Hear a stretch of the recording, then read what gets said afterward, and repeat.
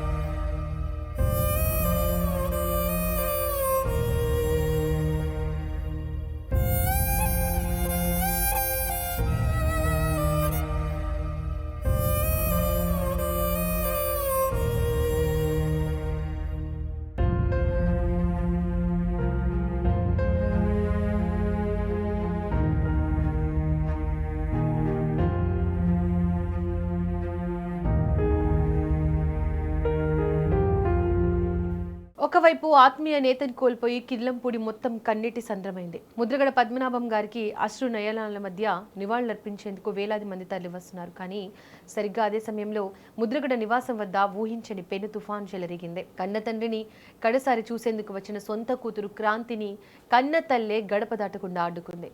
నీకు నా భర్త ముఖం చూసే హక్కు లేదు, వెళ్ళిపో అంటూ తల్లి పద్మావతి గారు తీవ్ర ఆగ్రహం వ్యక్తం చేశారు.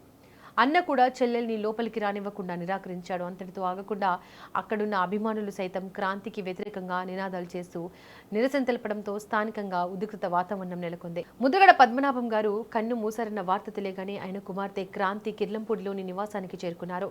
తండ్రి భౌతిక కాయాన్ని చూసి రోధించేందుకు ఆమె లోపలికి వెళ్లబోయారు. కానీ అప్పటికే తీవ్ర దుఃఖంలో ఉన్న తల్లి పద్మావతి క్రాంతిని చూడగానే తీవ్ర భావోద్వేగానికి లోనయ్యారు.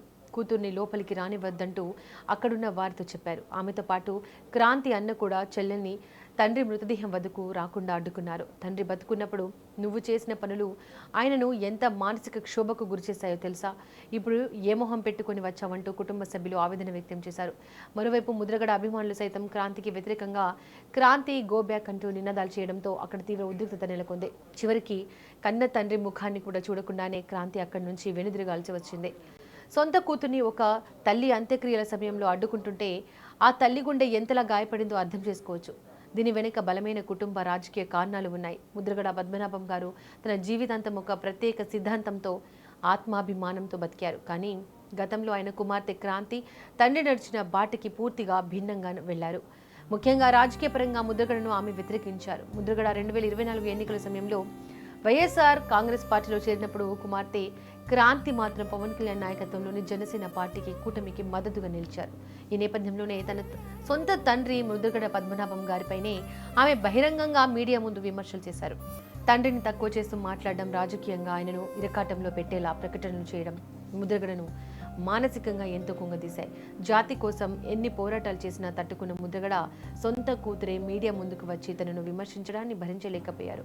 అది ఆయన ఆరోగ్యంపై కూడా తీవ్ర ప్రభావం చూపించింది. ఇదే క్రాంతిపై ముద్రగడ భార్యకు కోపం తెప్పించింది. అందుకే ఇప్పుడు వారు ఆమెను ముద్రగడ భౌతిక కాయాన్ని చూడకుండా అడ్డుకున్నారు.